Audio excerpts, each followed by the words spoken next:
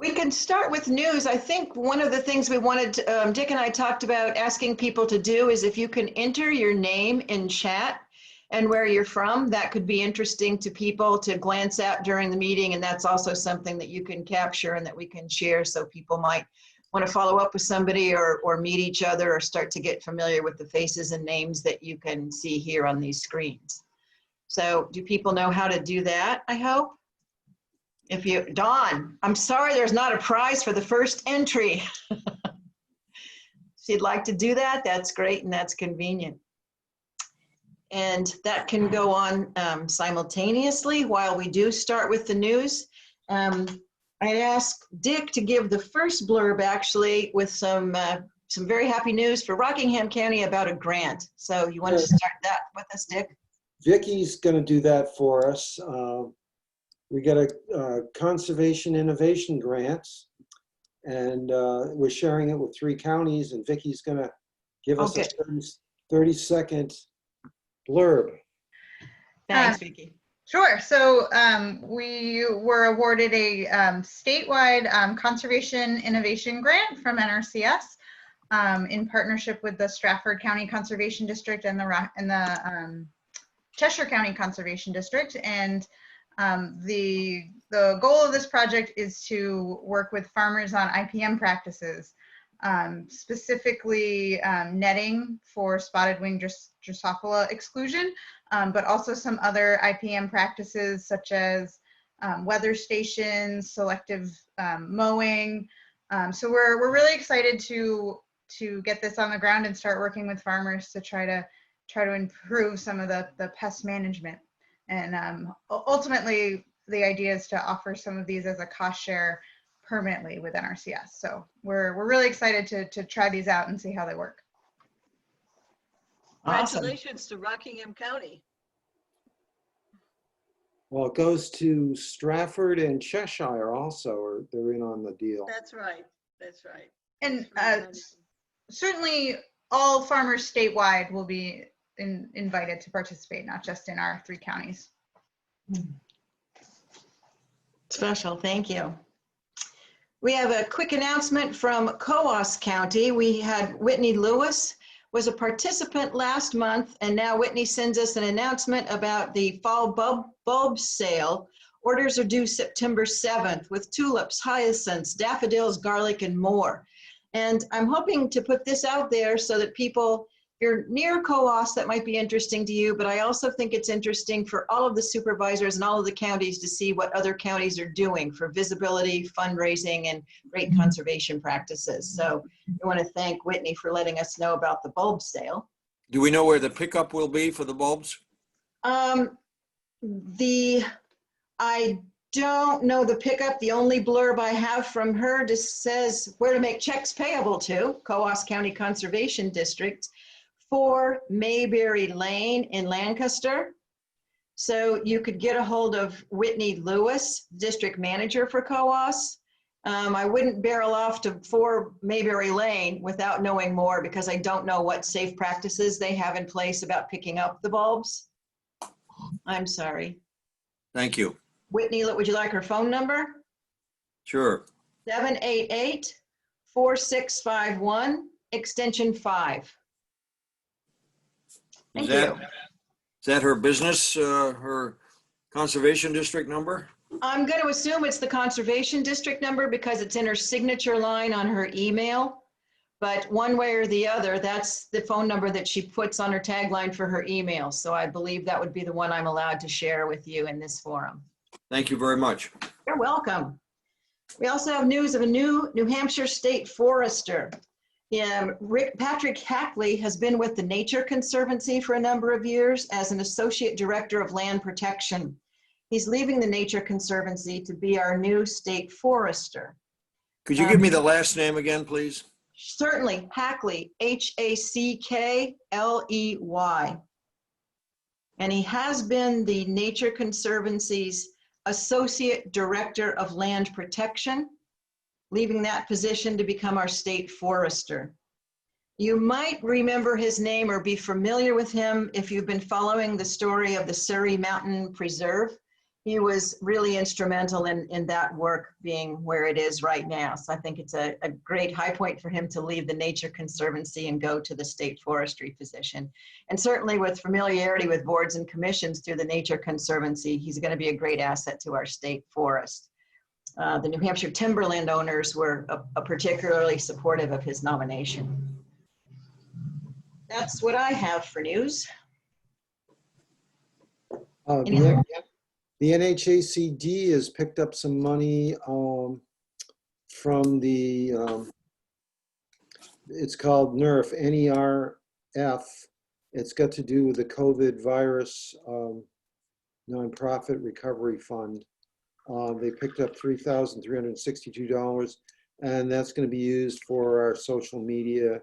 And somebody's going to research, I believe Jackie's going to do some research on coming up with a statewide or an NHACD Zoom type platform for us to work off of. Linda has some news from NACD. Yes, we have. Well, we're doing mostly committee work with NACD right now. Our offices are still closed in Washington, D.C. We just have a real skeleton crew that comes in on Wednesday and manages the grants and pays the bills and so on. But all the bulk of the work is done in committees.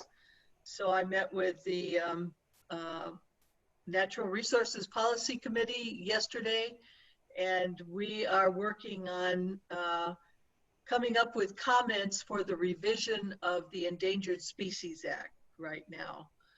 There's been a lot of criticism for that act, the way it's written, because it's very vague and it's difficult for landowners to understand, because, you know, if you're in violation, that could be at a cost to you. So we're looking at that with a fine-tooth comb and coming up with revisions that we think will work for our landowners. We're also been asked to look at the new invasive species strategic plan, and by the Bureau of Land Management under the Department of the Interior, and we've been asked to comment on that. So this is the kind of work that our committees do normally, and now without being able to meet in person, we're just doing this kind of work via Zoom. So that's it from NACD. We don't know yet whether the annual meeting will actually take place. It's scheduled for first week of February, but we're waiting to see, you know, how many people would actually be comfortable going, even if COVID-19 levels, you know, look better at that time. So we don't have much time to wait on that, just the end of October, really. So thank you.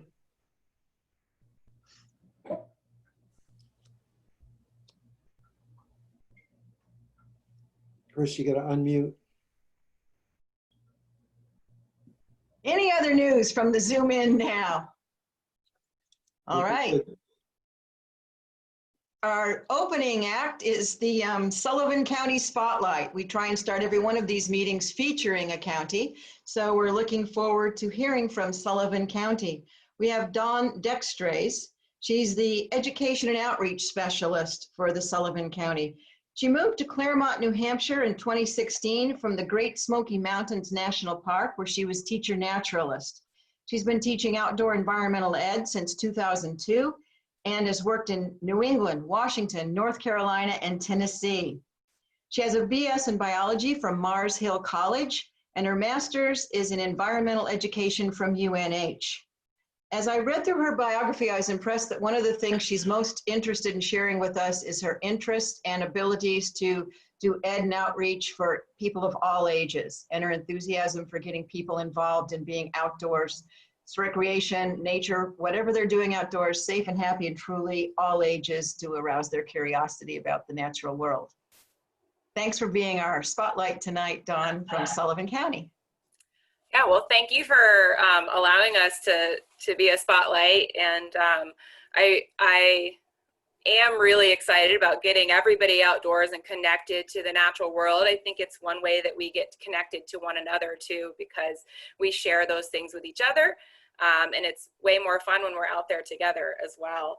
And now in COVID times, it's actually a safer place and being touted as that, and a great place for education as schools starting up. So, so it's a really awesome thing to be able to get kids outside and utilize this time and the places that we have. So before I start, because we are going to focus on conservation education and how we do that in Sullivan County, because it's fairly unique because of the area that we're in the Upper Valley and their focus on place-based education and the funding that comes from that, which funds a lot of my position.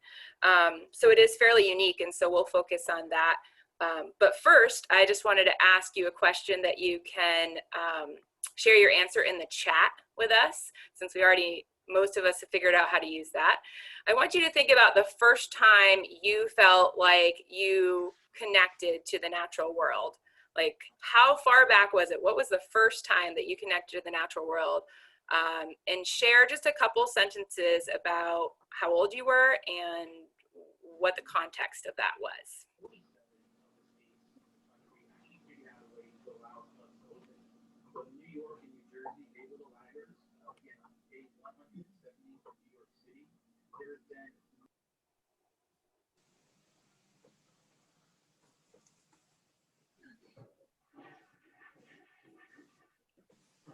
And if you just came in, we are thinking about the first time we were connected to the natural world, how old we were and what the context was for that, and sharing a couple of sentences in the chat.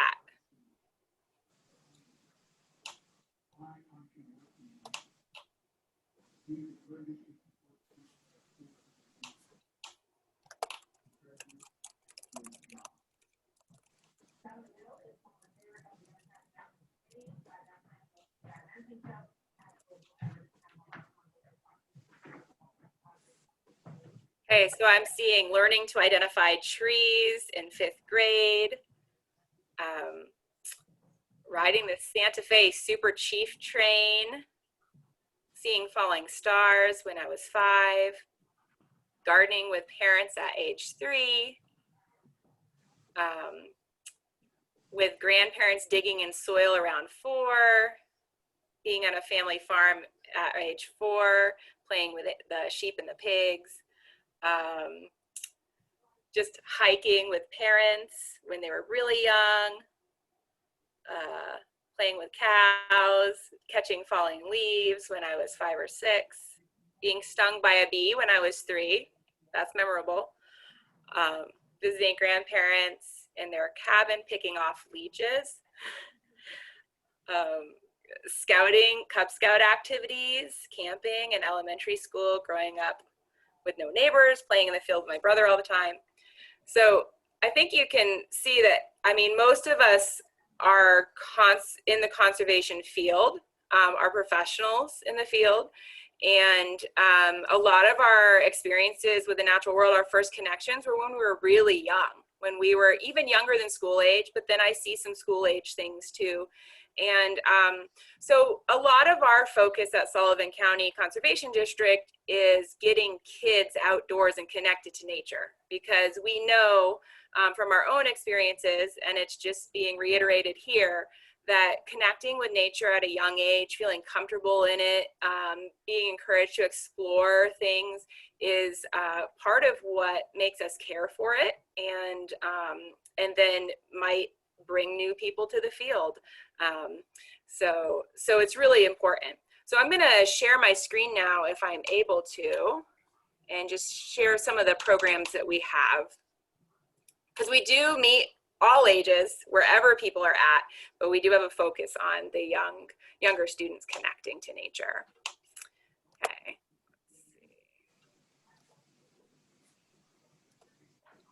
And I won't be able to see you anymore after I share my screen. Here we go. Oh, I guess I can see you a little bit still. So if you could give me a thumbs up if you can see my screen, then I'll know you're seeing it too. Okay, I see Bob can see. Okay, great. That's enough people to see it. So Sullivan County Conservation District has a three-prong goals, and it's all really about conservation of natural resources, but we promote that through place-based education, and conserving natural resources, also what we do is we're supporting local agriculture, we're supporting best practices like all of the conservation districts. But our main focus, one of our main focuses, and why I have a position as an educator, is place-based education, which is really learning from and within your local community. And we want to connect all people to their local lands, help them develop an appreciation of them, a knowledge of what's out there. And just we're hoping that it will lead to good decision making, more informed decision making, stewardship, and care in our communities. And I will just mention that a lot of my position is funded through the New Hampshire Charitable Foundation's Wellborn Ecology Fund, and that focuses its energy on students in Claremont, Newport, and then the Mascoma School District. So I reach out a little bit further into grafting. All of these pictures are from programs that we've done. Oh, all right, I'm gonna switch that again because I'm not sure how that, oh, my internet is unstable, so we'll see how it goes. So one of our big focuses is school programs, like I said, and we participate in a school to farm day with New Hampshire Ag in the Classroom and with our Sullivan County Farm Bureau. I think a lot of other conservation districts do this too. It's for fourth graders, and we've been able to make it free because of, oh, it might continue happening for me. Hopefully it won't. We have made it free through our partnerships and the funding that comes through that. And we've also done some fundraising. And then we also participate in training middle and high school students for the New Hampshire Envirothon, which is an NHACD program. And this picture is from fifth graders that we're still doing some Envirothon stuff with them, but we're getting them excited about it for the next years to come. And even though middle schoolers don't compete for a prize or anything, we have brought middle schools actually not middle schools, but teams from Newport Middle School, and their high school also competes in it. So we offer training for that. We have a program for that. And then we go to schools and utilize their school space as an outdoor classroom and just try to engage the senses of kids and really get them connected to the place that they're at. We usually have about 50 lessons with school children throughout the school year. So I am doing a lot of teaching. Some of the programs we do, they come on field trips to the county lands in Sullivan County, because I'm also a staff of the Natural Resources Department, and we have our own outdoor classroom as well. Oh, and I'll say if you have any questions, if you can put those in the chat, I can try to answer some right after this, these next few slides.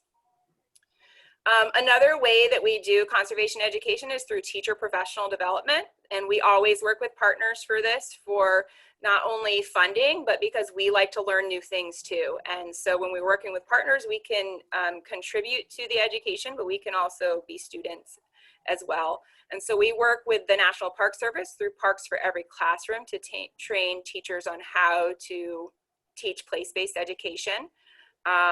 We work with New Hampshire Fish and Game with their Watershed Ecology Institute, which occasionally comes to Sullivan County, and it goes to other areas around the state as well to teach just about watersheds, about mapping systems, and then how to use that with students. And then we're part of a network of professional development providers and place-based educators called the Upper Valley Teaching Place Collaborative. And through that, we do professional development for cohorts of teachers, and they get usually 1 to 2 years of training through that. And then they're connected to the whole system and can do other professional development through that as well. But that's how we support them. So we teach teachers how to do this too, so that we're not the only ones, and we're building that network, and they can then affect the kids and help them connect. And then last but not least, we have a lot of community programs, which I know a lot of conservation districts do, but we have agricultural workshops like how to grow mushrooms or make a hugelkultur bed, which is a raised bed of sorts. We have a naturalist series, so we're teaching natural history to all ages. This one that's here was a bird program, and we worked with University of Vermont professor to come down and catch some birds in some nets and show us them, which was really fun. We have a public cidery through the Natural Resources Department. So we have equipment and people bring their apples. It's starting up in like 10 days. We're gonna be opening it again soon. And these are volunteers at our volunteer training day that help us run the cidery so that we can keep it open for more hours. So we just started that last year. It's a great touch point for the community.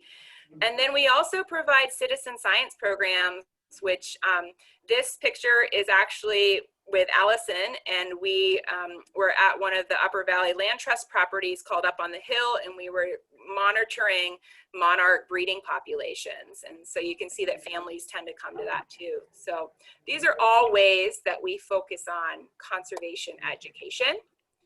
And then I just want to stress that everything we do is through partners, whether it's school partners or professional development or conservation education partners, or like Fish and Game or NHACD. So really the education work, the collaboration is the key to making it happen, whether it's for the locations we're at, for the marketing aspect, for the funding, for new ideas, and so that we can learn and be engaged too. Okay, so I'll check and see if there's any questions. I'm going to stop sharing my screen now. Or if anyone wants to speak their questions, that's okay too, if you have any.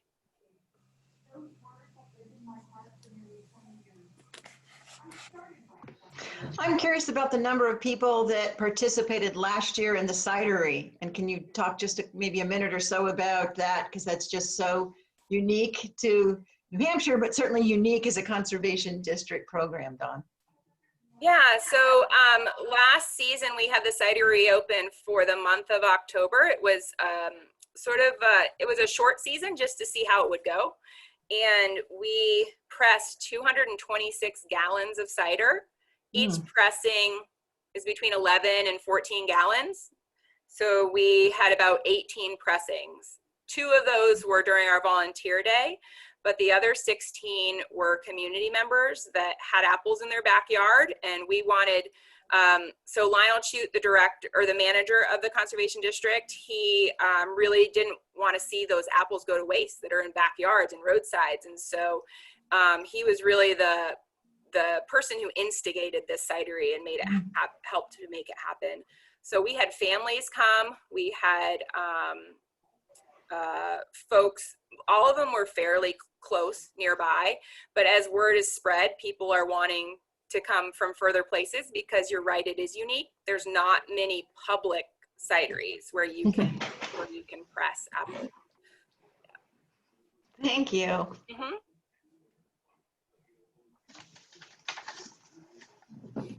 Do Dawn, No, go ahead, Becky. so Dawn, I was curious, you had a picture there with a winter activity, and I was just curious what you all do in the winter for educational opportunities. Yeah, so I teach about winter survival, how plants survive winter, how animals survive winter. It has to obviously be active because you need them to be moving around. We also have a fire ring that we can use, and we can keep kids warm that way, but most of them wear snow pants and things for recess, so they're geared up and ready to go. And so a lot of our trainings are for teachers to bring kids outside during winter. We have some lichen monitoring programs during winter because that's a great time to be checking those out. And we do tracking, sometimes snowshoe hikes. So there's quite a few things for us to do with the students. And there's some snow science lessons, some food caching lessons, hibernating lessons. Yeah.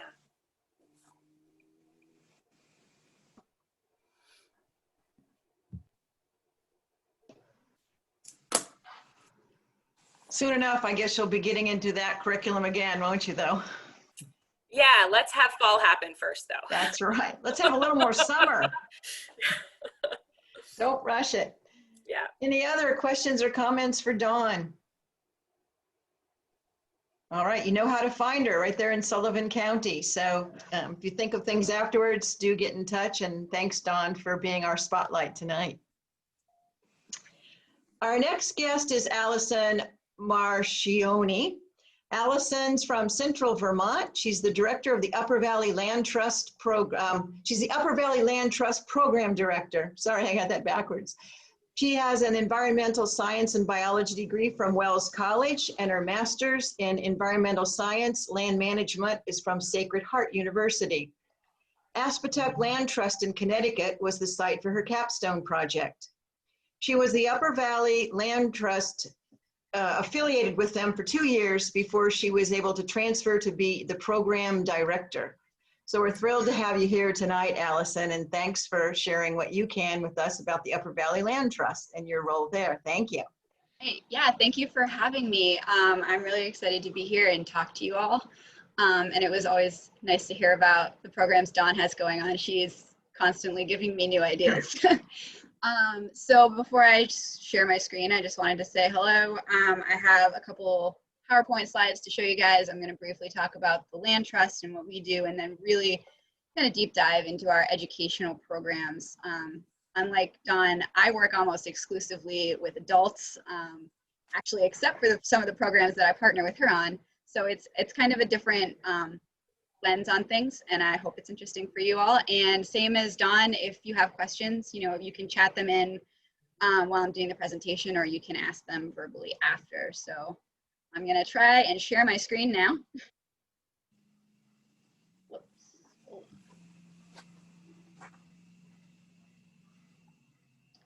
Can you all see my PowerPoint? Yes. All right. I'm going to hopefully now. All right. You see the big thing and not the one with the notes? Yes, we're good. All right, awesome. So again, thank you for having me. I'm Allison Marchioni. I'm the programs director at the Upper Valley Land Trust. We're based in Hanover, New Hampshire. And this is a map of our service area. So we work in 45 towns up and down the Connecticut River in both New Hampshire and Vermont. So in New Hampshire, we work in Sullivan and Grafton County. And in Vermont, we're in Orange and Windsor County. And a land trust, obviously, we're a nonprofit community supported organization that does land conservation projects. We were founded 30 years ago as a reaction to sprawling development along 12A in West Lebanon, if any of you have been there. We currently have conserved over 500 properties and 54,000 acres within the Upper Valley.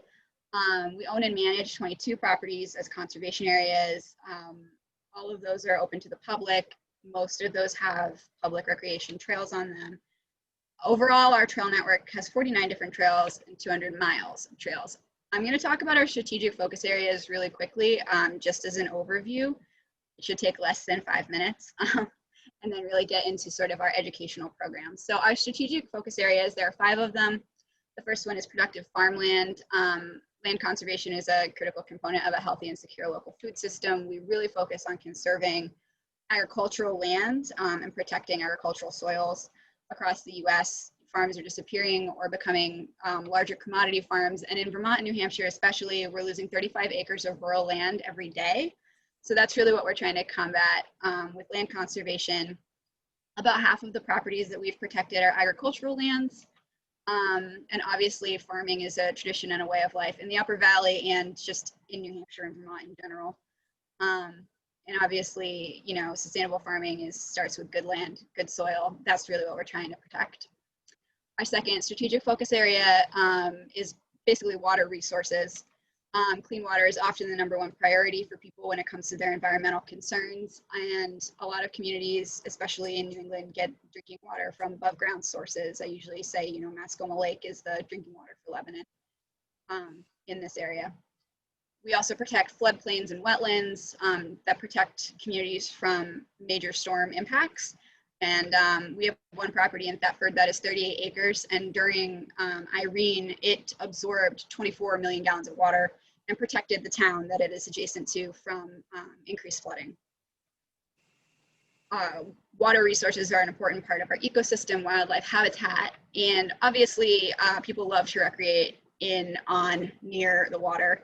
So we protect them for recreation. You'll see recreation as a theme throughout the strategic focus areas. Unfragmented forests and natural habitat, obviously a big concern of ours and a goal for us to be conserving them. One of the biggest ecological challenges of our time is habitat fragmentation. We're trying to protect large blocks of connected forest habitat because those large blocks are essential for a lot of species like moose or bear, bobcats, and connecting all sorts of different habitats because many animals are traveling, you know, through habitats. They're not necessarily staying in one. We also support sustainable and quality forestry on both the properties we own and manage and those that are conserved. And when we get into education, you'll hear me talk a lot about forestry and how we try to do education around forestry. And again, people love to recreate in the woods, so recreation. Local partnerships, which would include our partnership with Sullivan County Conservation District, are really important to us. You know, we try to work with communities and help communities to protect the places that are important to them. You know, we don't want to come into a community and tell them what's important to them. We like to work with groups. And we're also not anti-development. I think we get that a lot as conservationists. I'm sure you all understand that we support sustainable, thoughtful development. We like to celebrate our natural heritage, investment in open space, and this is a list of, you know, the types of groups that we work with, from towns to service organizations to arts groups. We have a lot of different partnerships. And finally, places to learn and play. So this is the strategic focus area that really ties in with our sort of educational commitment. Part of our goal when we're assessing lands to conserve is we try to conserve open space that is near town centers and schools as sort of a way to help get people out on land and really connect people with nature. Most of our conserved land is still in private ownership, but most, 40% of those privately owned conservation lands do provide for public access. We also maintain 10 primitive canoe campsites, 2 boat launches, and lots and lots and lots of trails. And like I said, we focus on priorities near schools and village centers. So let's talk about education. I went through all of our strategic focus areas really fast. I'm happy if you want to ask questions about them, but I think this is really the nitty-gritty of this presentation. So I broke down our educational offerings into a couple different categories. The first one I'm going to talk about is citizen science. We do citizen science in a couple of different ways. One of them is bioblitzes. For our bioblitzes, we use iNaturalist, but other people use bioblitzes by having experts come and join you on the bioblitz. A bioblitz, for anyone who doesn't know, is when you gather a group of people together at a particular property and identify the flora and fauna on that property to get an idea of what's there. So it would be like, it's like doing a really fast natural resource inventory. And we use iNaturalist because it is a lot easier for people who don't know anything to take a picture and identify it that way than by having to have a lot of different experts out there. Though our first bioblitz that we had a lot of very knowledgeable people come out, and it was really awesome. We also encourage the use of the iNaturalist app. I should say that it's a phone app. Usually if I were in person, I would be asking you guys if you were familiar with it, and you could raise your hands and tell me if you were familiar with it. This is the first presentation I've ever done via Zoom, so I'm sorry if I don't explain everything. It's a phone app that helps to identify plants and wildlife from a picture. And then it catalogs all of that information in an online geo-referenced directory so that you can go back and reference it. And what we've done within the app is defined the outlines of our conservation areas so that the identified organism, whether it's a plant or a caterpillar or a bird, is tagged on the map so that we can keep track of what is on our properties. And it's a really useful citizen science tool for the land trust. Don already kind of talked about Mission Monarch, but we have for the last 2 years partnered with Sullivan County Conservation District and Don to engage the public with this sort of hands-on citizen science project that is a North America-wide monarch monitoring. And it's been really fun, and it's helped us to engage with more people in Sullivan County and in sort of the Charlestown, Claremont area, and also get some families and some kids involved in a really cool, engaging project. We did this deer browse study in Norwich that was done by a volunteer retired forester with other volunteers where they set up plots to measure using the 10 tallest theory to see what the deer pressure was. That is an ongoing study, so if you ask me what the outcomes are, I don't know because we don't know yet. But it's happening, and it's a very cool volunteer-driven project.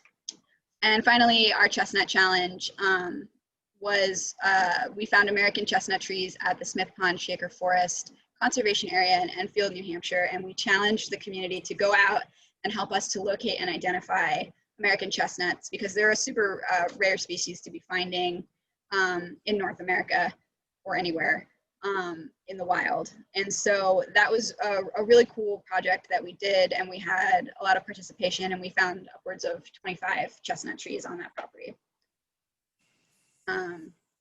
Citizen science is the educational programs that I'm going to go into the most detail on, just because I think that they're really cool and interesting. But if you have questions about any of the rest of these, do ask them. We do a lot of guided hikes and a lot of recreation-focused education.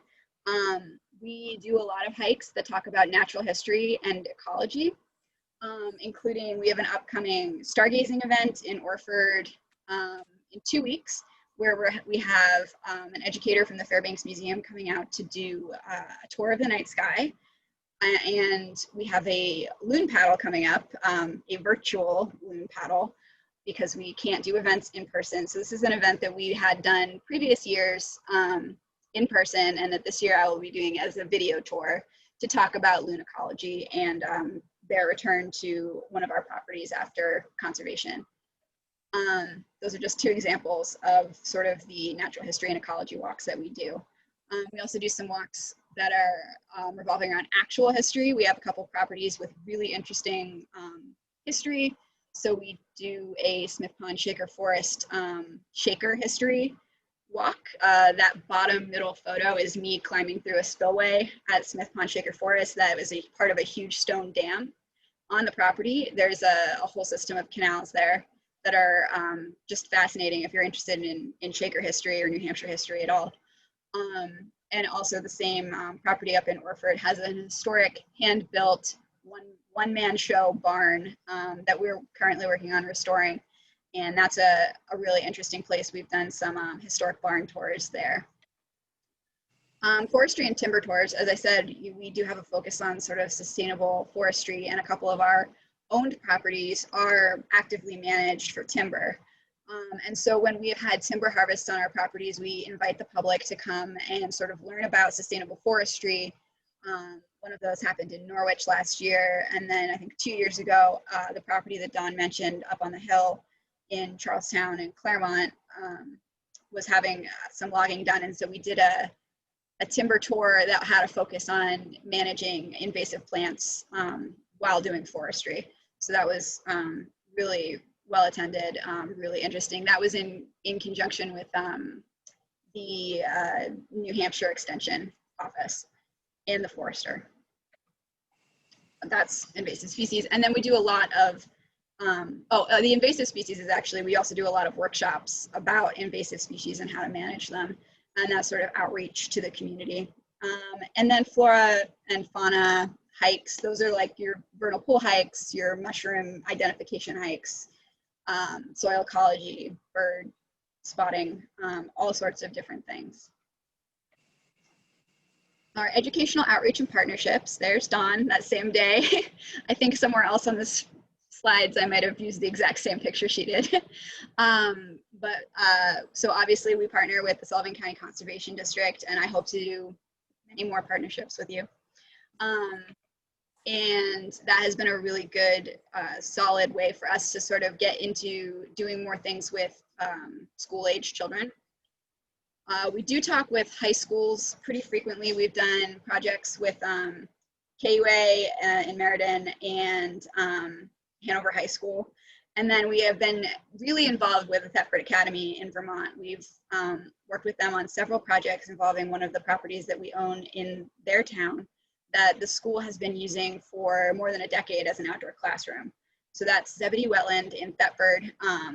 With their high schoolers, we did a water quality assessment, but their elementary schoolers, each grade every year is using that property as a classroom. And sometimes we partner with them on educational outreach, but also we just maintain the property so that they can use it that way. It's actually one of the first properties that we agreed to own, and we agreed to own it specifically because the school reached out to us because they were going to lose the property. It was going to be sold to somebody who was going to build a house. And they reached out to us asking if we would own it so that they could continue to use it as a classroom. We've worked extensively with Dartmouth College. Obviously, we're located right in Hanover, so we work with Dartmouth a lot. I'm involved with their social impact practicum group, where I work with different kinds of classes to help them with projects that they're trying to do. So I've worked with anywhere from environmental science classes to writing classes to videography classes. And the social impact practicum is sort of designed so that the students get the learning experience that they need to get while also creating some sort of product that is useful for the nonprofit. And so I've gotten lots of different videos and writing projects and things that we've been able to share with our community, with the greater community, and sort of create that partnership, really strong partnership with Dartmouth College. So that's been really useful to us. We work with Boy Scout and Girl Scout groups. That's a picture of a Boy Scout group in the lower left corner. They came out to, we've got a food pantry garden on one of our properties, and they came out and did a volunteer day with us. A lot of our scout groups do volunteer work with us and sort of learning and being educated about, you know, service and the importance of volunteering, and then also learning a lot of trail building skills. My favorite is when we have a group of Girl Scouts that comes out and they learn how to use hand tools and power tools and learn how to build trails and bridges, and it's sort of like a girl power empowerment day. It's really fun. And we also work with our area conservation commissions. So within the 45 towns that we work in, I think every town has a conservation commission, and once a year we hold a conservation commission gathering where we invite the conservation commission members to an event where we have dinner, and then we bring in, we either bring in a speaker or have a staff speaker to talk about the latest and greatest sort of conservation update. So this year we talked about, we brought in a speaker to talk about LiDAR mapping. Before that, we did sort of climate change resiliency. We had a speaker come in and talk about that too. And then a couple years before that, we did an informational session about how to use eBird and iNaturalist to collect data. So that's always a really fun event. It's really great to get our conservation commissioners together and sort of learn together about a topic in conservation. And finally, we were awarded an RCPP grant, I think 2 years ago, and that is a Regional Conservation Partnership Program grant from NRCS. And so one of our staff members has been doing outreach to farmers and to other conservation groups about the RCCP grant, which is a grant that allows for us to do more conservation projects in Sullivan and Grafton County in New Hampshire. So the next thing I want to talk about really briefly is sort of broadening our audience, because we do a lot of high impact recreational outdoor education, and not everybody is able to do that, right? So we wanted to broaden our audience to engage with more people, specifically during the winter when it's harder for people to get outside, especially people who are differently abled or elderly. And so we instituted a couple of programs like our Lunch and Learn, which was a lunchtime lecture series that was indoors once a month between January and April.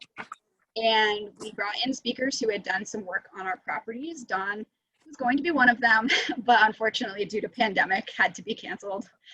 But we had 3 successful Lunch and Learns before we had to shut them down.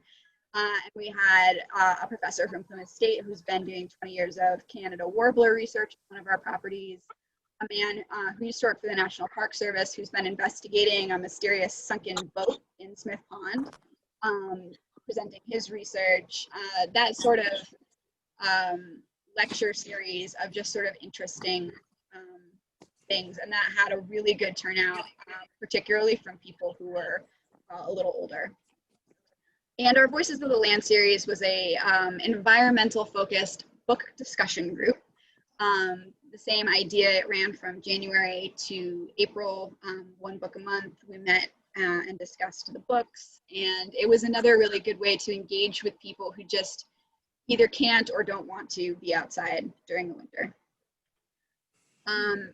And there are a variety of other sort of one-off indoor educational guest lecturer programs that we run usually during the winter months.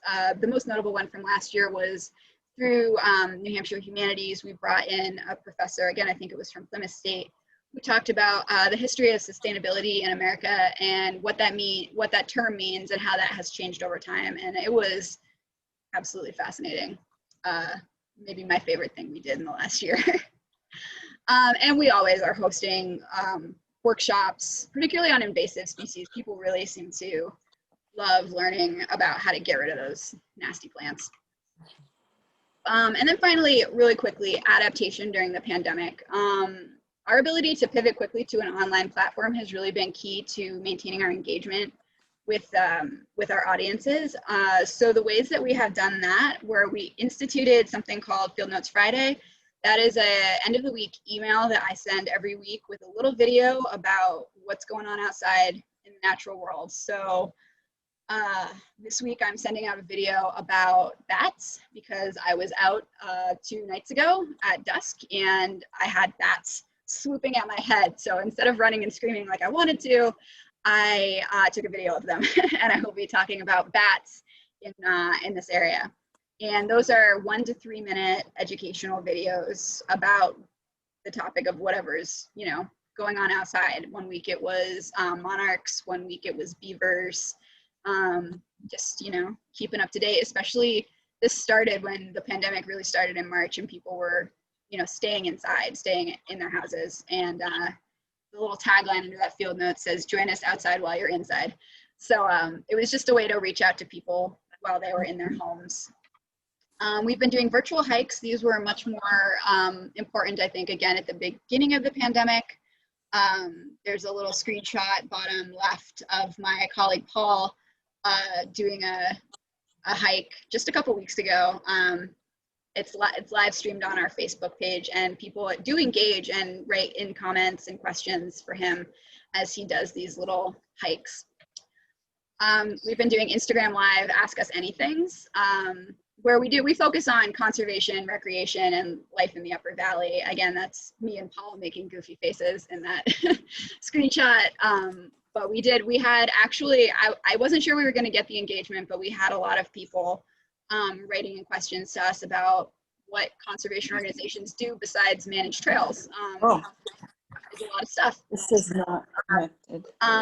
And finally, we're thinking as we go into the fall and go into a less busy field season, but one where we're still working from home and still social distancing, about how to do online lectures and webinars and some more winter content going forward. I know we don't want to talk about winter too much, but it is coming. So that's really all I have for you guys for tonight. Thank you for having me, and I'm happy to answer any questions you might have. Allison, in one of the earlier slides, you had listed the Taylor floodplain with many millions of gallons of water. Where is that located? That is in Thetford, Vermont. Thank you. Yes, it is just west of the well, there's not much of a downtown at Thetford, but it's just west of the village. Thank you. Yep.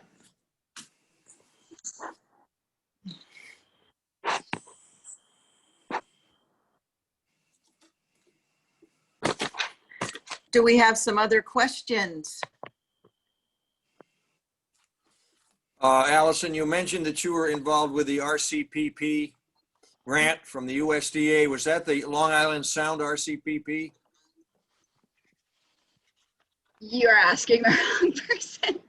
I don't know the details of that grant, unfortunately. I could find out the answer for you and send it to you after this. Okay. Okay. I'm guessing it was the Long Island Sound program, but I'd be interested to know that. It is the one that Sullivan County was involved in, and Pam, I believe you're involved with it too. Yeah, she's nodding her head. Thank you.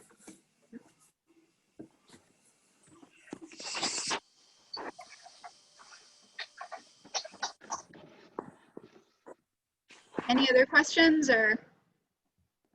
How about applause for when you were seeing bats overhead, you turned it into a video to share with your viewers instead of, like you said, you wanted to run and hide. That was impressive. I did. I ran and hid after I took the video. I went back into the woods. Well, I appreciate your honesty and your creativity. Thank you. If people have other questions for you, I'm sure that you can email, write, call, and it sounds like enthusiasm is able to still be shared with us after this meeting. Sure. I'll put my email in the chat. Thank you. Very helpful. Does the land trust have a physical address or a physical location, an office location in Hanover? Yes, we're at 19 Buck Road in Hanover. We have an office building there that is technically closed to the public right now, but our office manager is there if anybody was going to call. Thank you.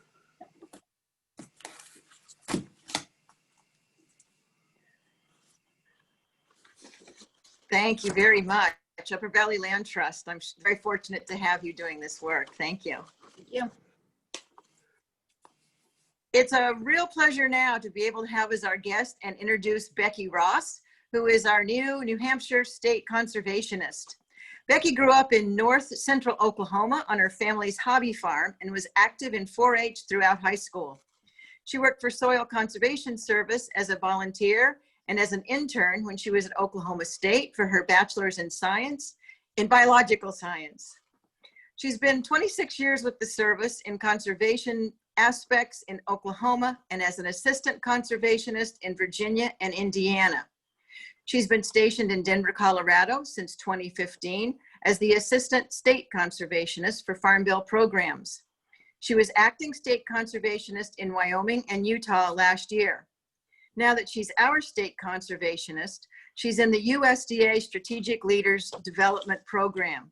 I was impressed as I read her biography, seeing that she's in the Strategic Leaders Development Program, and a theme that reoccurs in her biography is that she's quite interested in ensuring that customer experience and employees' professional development and training is something that she's really looking forward to working with here in New Hampshire.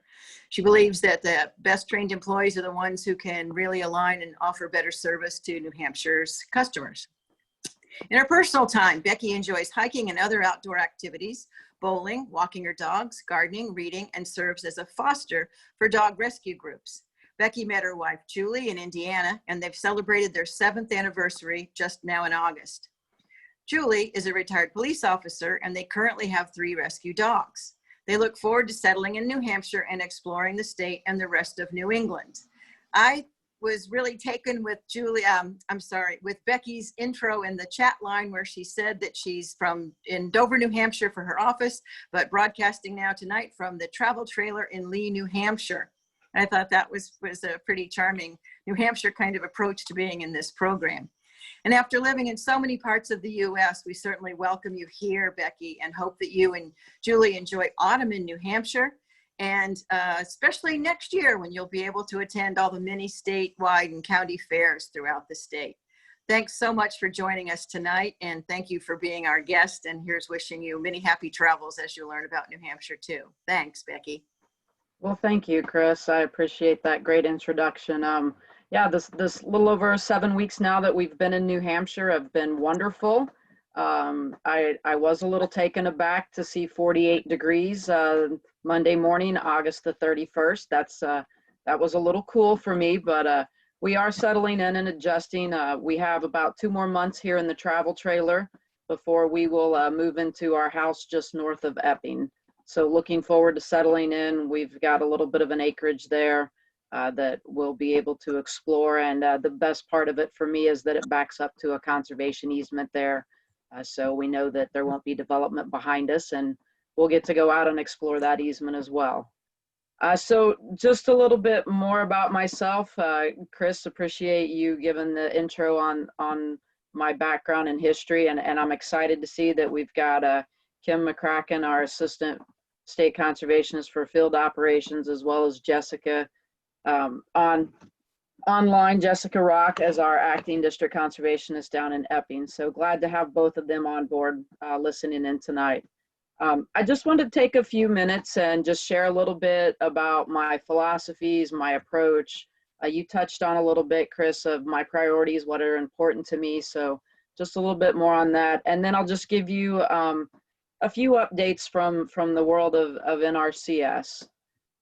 Definitely through my career, I've definitely developed a style for a team approach. I've seen the importance of collaboration, you know, whether it's handling a tornado that has ripped through a community while I was in Oklahoma City, to working with everyone to bring everyone together to do the cleanup efforts, look at rebuilding, to working with tribes, you know, in Oklahoma as well as out in Virginia just a little bit.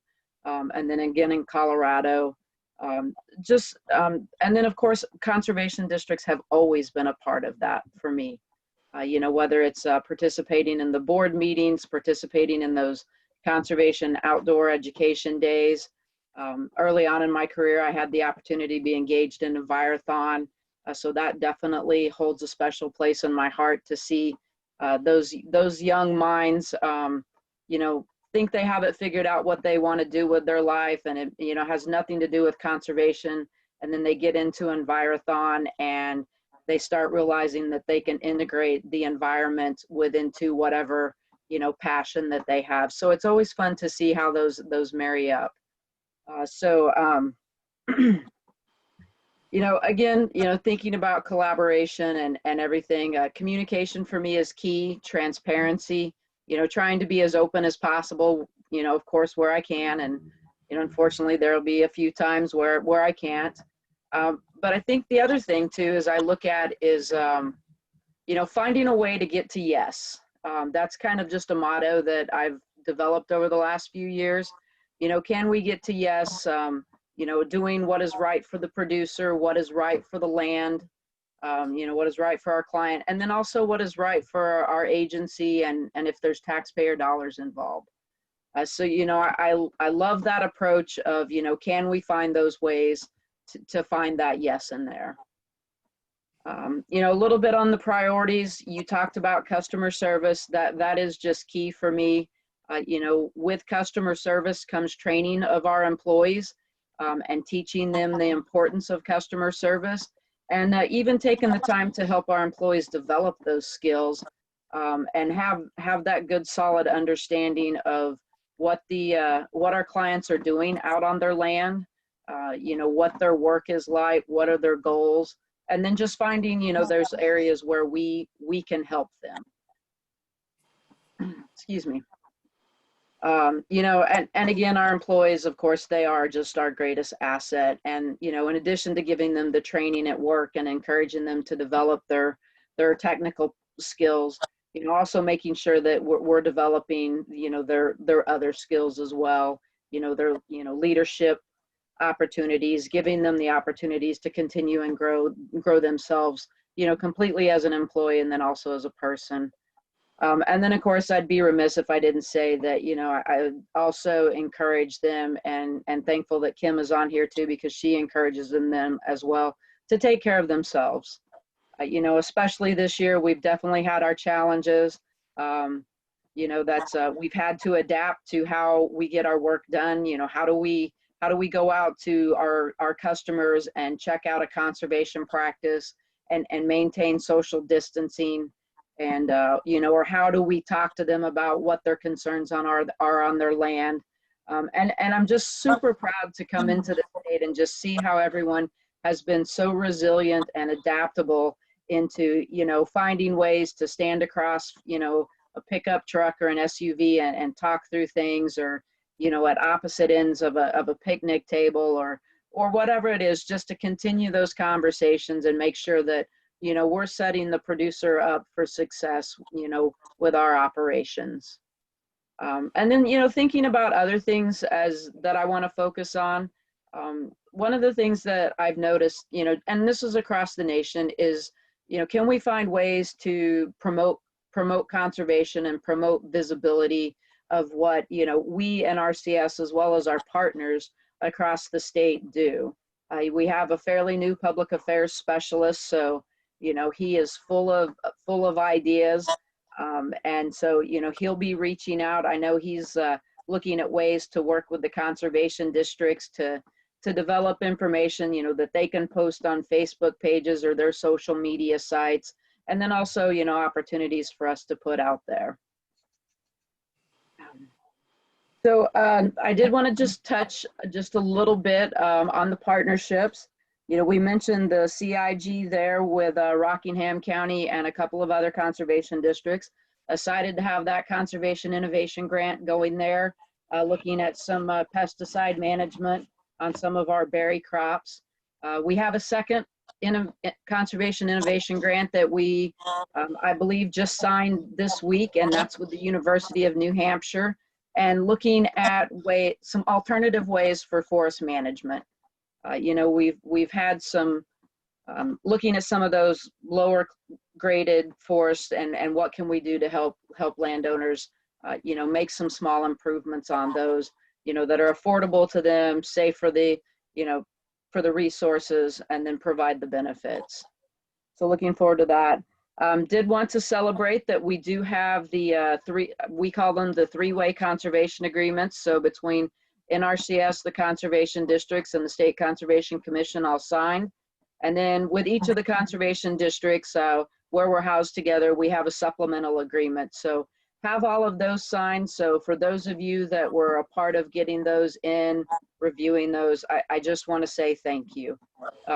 Our agreements are not as short as they used to be. There's a lot more language involved in them, and so they take a little bit more time.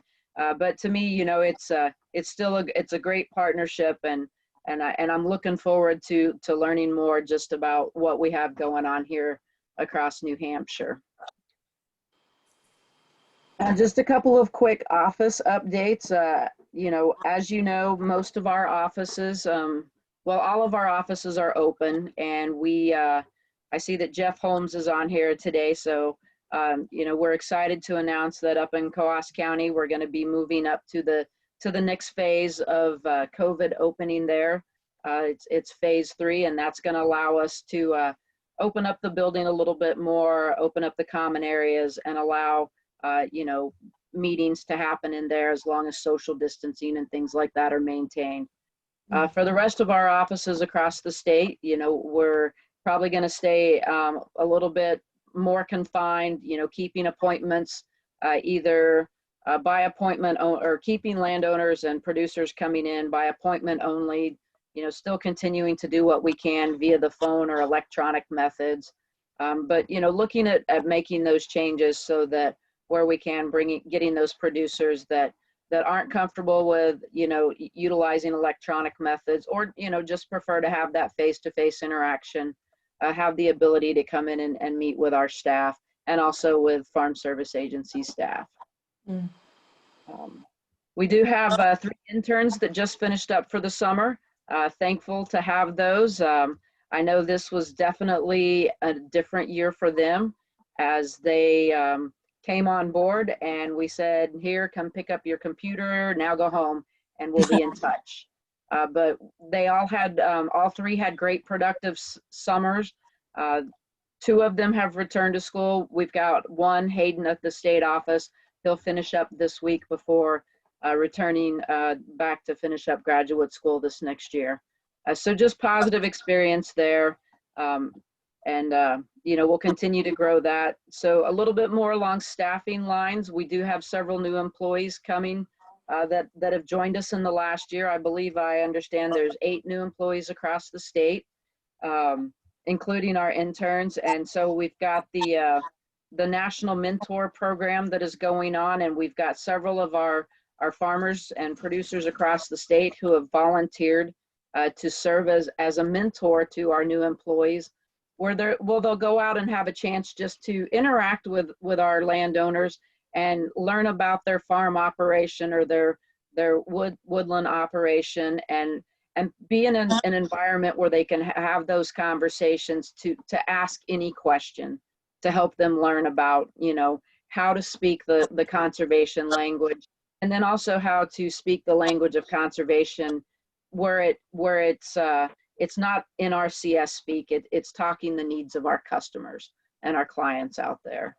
So excited to see that we've got participation in that. And then we're also looking at just trying to grow that program a little bit more informally in-house, and Kim McCracken and a few others are working on that.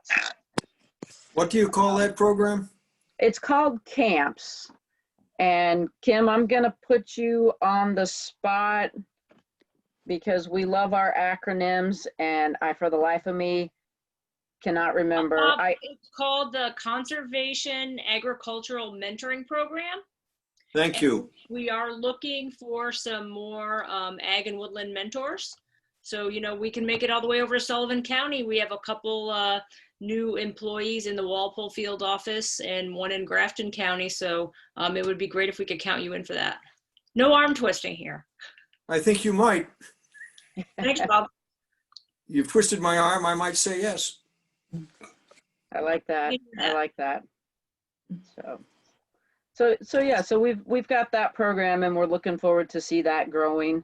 We're finishing up our fiscal year here. We're down to 28 days left in our year before we start over October 1.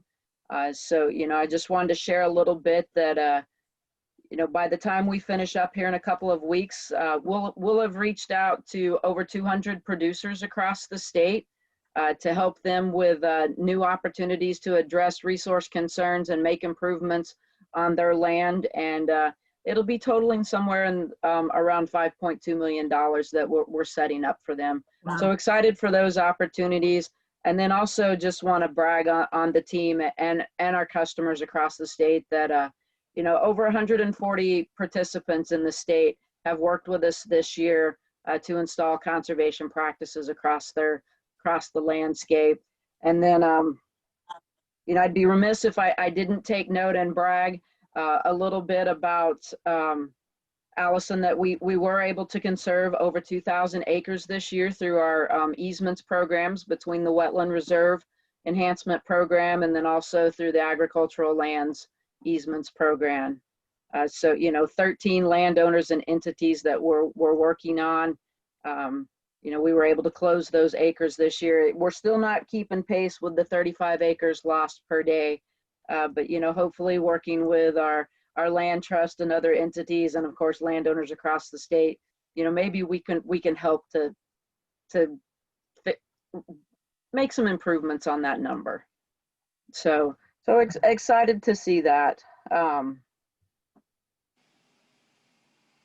then of course, I was listening to the RCPP conversation, the Regional Conservation Partnership Project in the Upper Valley. And, thank you, Pam, for sharing that little bit.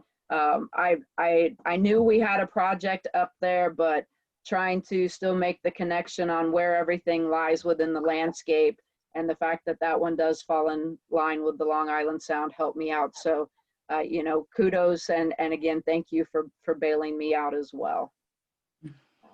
So the last thing for me to share, going back to the partnership, is we will have some information coming out either late this week or the first part of next week that is going to be providing some information to our district conservationists and our conservation districts about the local work groups.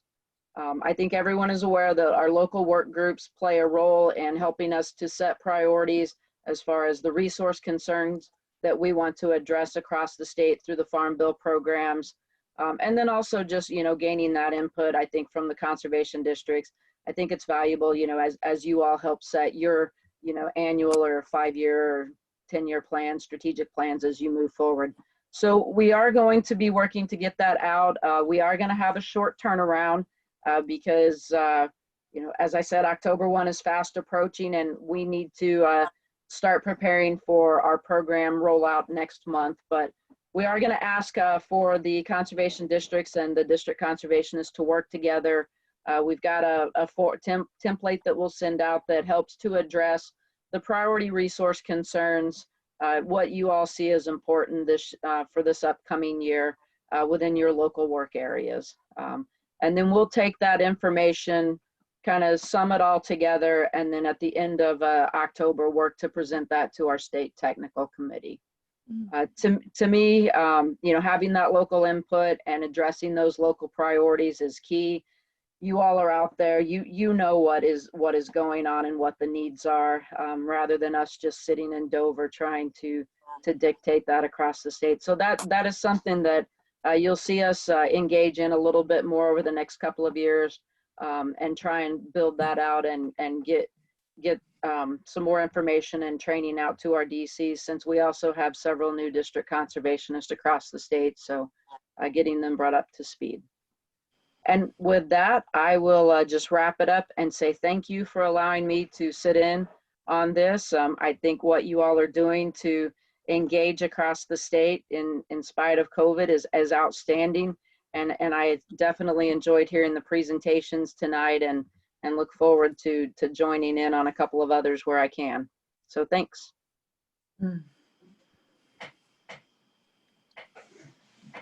That was awesome, Becky. I'm wondering if anybody has any questions for you now. And I would also like to say you're always welcome to join in on these. They're also recorded if you wanted to spend some time and look at some of the recordings and see about putting names and faces and events together. But I guess the other side of it is you're not off the hook. You're going to get invited back in a couple of months to give us updates, and truly join in anytime you want. We're all here to help you feel like you're really part of the New Hampshire conservation movement and just part of everything we love about living here. So, well, great. Thanks, really, Chris. I look forward to joining in again. Yep. Thank you. So what kind of questions might someone have for Becky? And Becky, Bob Porter over in Sullivan County. Where is the Coos County NRCS office located, please? In Lancaster. Thanks for giving me an easy question, Bob. My pleasure.